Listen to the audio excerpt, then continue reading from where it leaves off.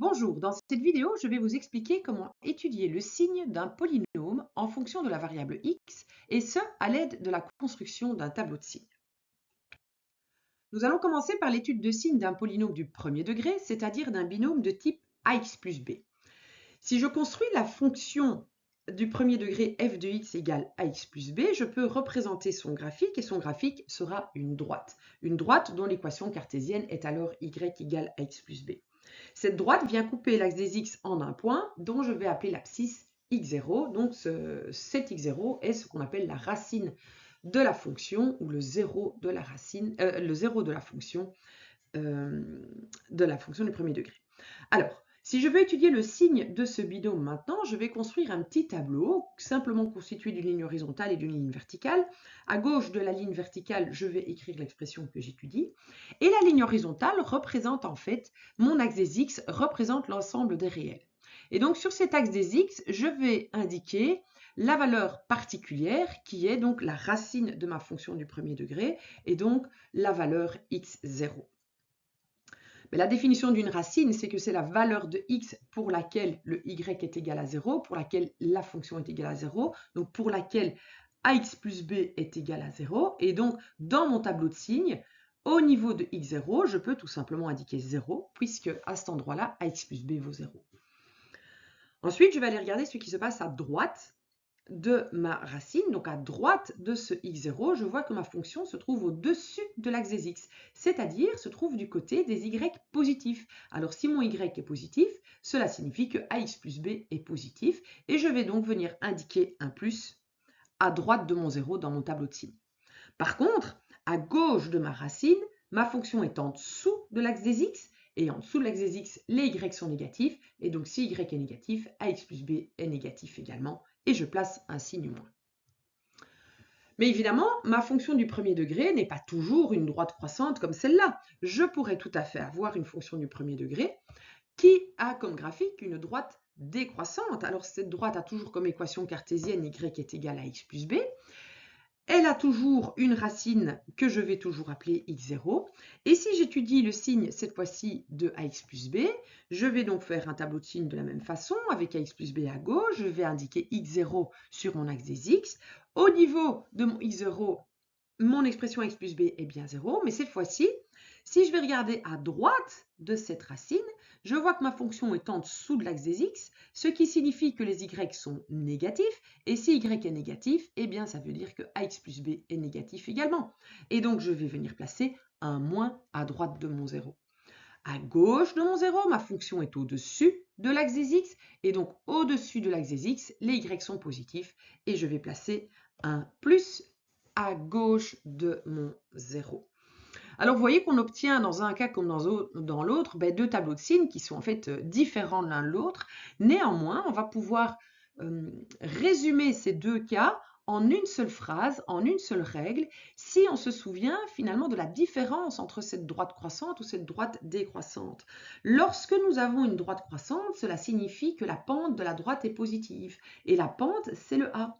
Donc, lorsque nous avons un A positif, nous sommes dans ce cas-là. Lorsque nous avons un A qui est négatif, nous avons une pente négative et nous avons une droite décroissante. Et alors, on peut voir que ce que l'on retrouve à droite du 0 dans le tableau de signes, eh bien, c'est toujours le signe qui correspond au A. Donc ici, un signe plus parce que le A est positif, et ici, un signe moins parce que le A est négatif. Et donc, je peux résumer le signe du binôme du premier degré de la manière suivante, c'est que le binôme du premier degré ax plus b, il est du même signe que A, donc A, le coefficient de x, donc la pente, il est du même signe que A à droite de la racine, à droite de x0, et du signe opposé à gauche. Après le premier degré, étudions le signe du second degré. Le second degré, ax carré plus bx plus c. Alors, comme tout à l'heure, je vais imaginer ma fonction du second degré f de x égale ax carré plus bx plus c. Et je vous rappelle que le graphique d'une fonction du second degré est une parabole. Et dans une vidéo précédente, nous avions analysé les 6 configurations de paraboles que je vous rappelle ici, et nous avions déjà construit les 6 tableaux de signes possibles pour un trinôme du second degré. Alors si cela vous semble un peu flou, n'hésitez surtout pas à aller visionner cette vidéo. Et les 6 cas qui sont présentés ici pouvaient être résumés en une seule phrase, en une seule règle, qui est donc la règle à retenir absolument, et qui est celle-ci, c'est que le trinôme du second degré ax carré plus bx plus c est toujours du même signe que a, sauf entre les éventuelles racines. Nous pouvons maintenant nous attaquer aux polynômes de degré 3 ou plus. Eh bien, malheureusement, pour ces polynômes-là, il n'y a pas de règle générale comme pour le premier et le second degré. Mais nous allons pouvoir utiliser les deux règles que nous venons de voir pour les polynômes de degré supérieur, et ce, de la manière suivante. Premièrement, nous allons factoriser notre polynôme de degré 3 ou plus, nous allons le factoriser en facteur de degré 1 ou 2 maximum. Ensuite, une fois que nous avons tous nos facteurs de degré 1 ou 2, nous allons pouvoir étudier le signe de chaque facteur individuellement, puisque pour les facteurs de degré 1, nous avons une règle de signe, et pour les facteurs de degré 2, nous en avons une également. Et lorsque nous avons étudié le signe de chaque facteur individuellement, nous pourrons en fait déduire le signe du polynôme global, et je vais vous montrer tout ceci à l'aide d'un exemple. Donc l'exemple que nous allons étudier est x exposant 5 plus 2x exposant 4 moins x moins 2. Alors je vous rappelle ici en dessous la méthode que je viens de citer et nous allons l'appliquer. Donc première étape, c'est de factoriser le polynôme en facteurs de degré 1 et 2. Cela suppose évidemment de connaître ces techniques de factorisation. Alors dans le cas présent, nous pouvons utiliser la technique de la mise en évidence par groupement, et si on ne la connaît pas, nous pouvons aussi utiliser la technique de la factorisation par Horner, et nous obtenons la factorisation suivante. Si la factorisation par Horner est une méthode que vous ne connaissez pas, n'hésitez surtout pas à aller voir ma vidéo à ce sujet. Ensuite, eh bien, nous devons continuer à factoriser puisque nous devons arriver à des facteurs de degré 1 ou 2 maximum, et ici nous avons encore un degré 4. Alors, x exposant 4 moins 1, nous pouvons le factoriser plus loin en reconnaissant un produit remarquable. Hein. Et donc, si vous ne savez pas factoriser une expression à l'aide des produits remarquables, à nouveau, n'hésitez pas à aller voir ma vidéo à ce sujet. Et on obtient ensuite cette expression-ci. Donc, nous obtenons 3 facteurs, un facteur du premier degré et 2 facteurs du second degré.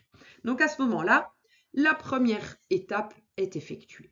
Nous allons maintenant étudier le signe de chaque facteur individuellement. Et si vous avez bien compris les règles de signe que je vous ai montrées au début de cette vidéo, vous savez que pour pouvoir étudier le signe, nous avons besoin de connaître les racines de chacune des expressions.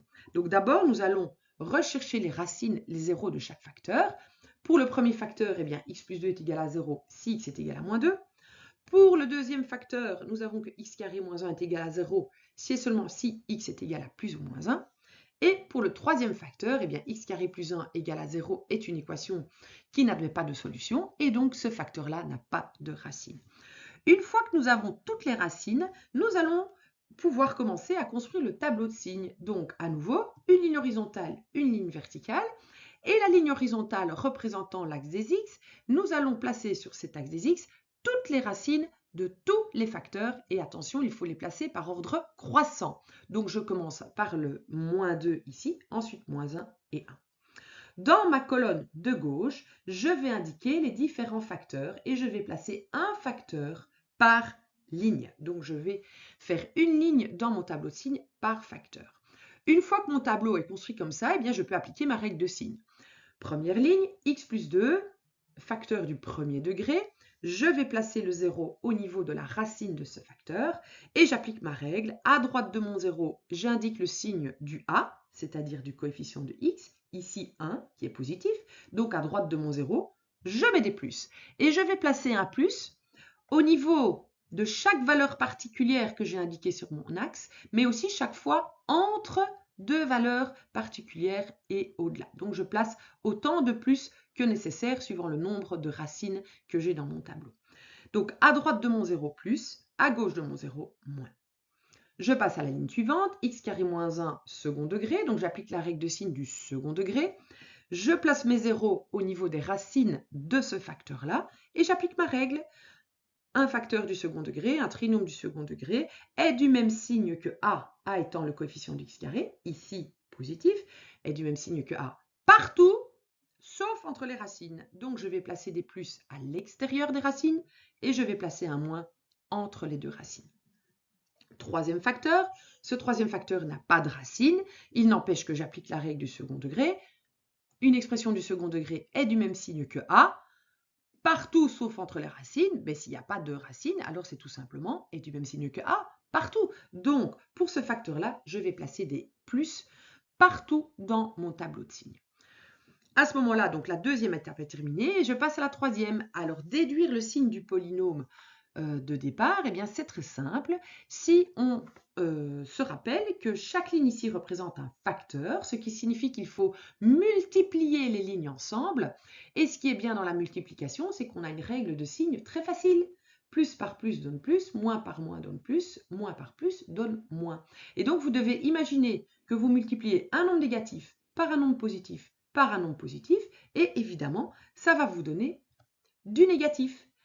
Dans la colonne suivante, vous avez 0 multiplié par un nombre positif par un nombre positif, mais peu importe les signes ici, puisque quand vous multipliez par 0, vous obtenez toujours 0. La colonne suivante, que des plus, le résultat sera positif. Ici 0. Ici, vous avez un nombre négatif, donc vous obtiendrez le moins, et etc. Vous continuez comme ça, colonne par colonne. Et cette dernière ligne représente alors l'évolution du signe de votre polynôme en fonction des différentes valeurs de x. Autrement dit, dans le cas particulier de cet exemple, eh bien, lorsque x est plus petit que moins 2, ce polynôme-ci, donc la valeur du polynôme, sera négative. Lorsque x égale à moins 2, le polynôme est nul. Lorsque x est compris entre moins 2 et moins 1, eh bien, la valeur numérique de ce polynôme sera positive, puisque nous avons ici un plus dans ce tableau, et etc., etc. pour la fin du tableau. Alors, petite remarque, puisque multiplier par un nombre positif n'a aucun effet sur le signe du résultat, il n'est en fait pas obligatoire d'indiquer dans le tableau un facteur qui serait positif partout. Donc dans ce cas-ci, si nous n'avions pas mis ce facteur-là, eh bien ça n'aurait eu aucun impact sur le signe global. Mais attention, ceci est vrai que pour les facteurs qui sont tout le temps positifs. Si vous oubliez de placer un facteur qui est tout le temps négatif, lui, dans le tableau, sous prétexte qu'il n'a pas de racine et que ça ne changera rien, eh bien vous faites une erreur, parce qu'évidemment, le facteur négatif aura un impact direct sur le résultat. Donc, si vous voulez ne pas vous tromper, indiquez toujours tous les facteurs. Si vous êtes sûr de vous, eh bien, vous n'êtes pas obligé d'indiquer les facteurs qui sont tout le temps positifs, comme x carré plus 1 dans notre exemple. Bien, dans une vidéo prochaine, je vous expliquerai comment on va utiliser ce tableau pour résoudre une inéquation. Voilà, j'espère que vous savez maintenant comment construire un tableau de signes, que ça n'a pas de secret pour vous. N'hésitez pas à faire plein d'exercices. Et puis, je vous retrouve avec beaucoup de plaisir dans une vidéo suivante. À très très bientôt.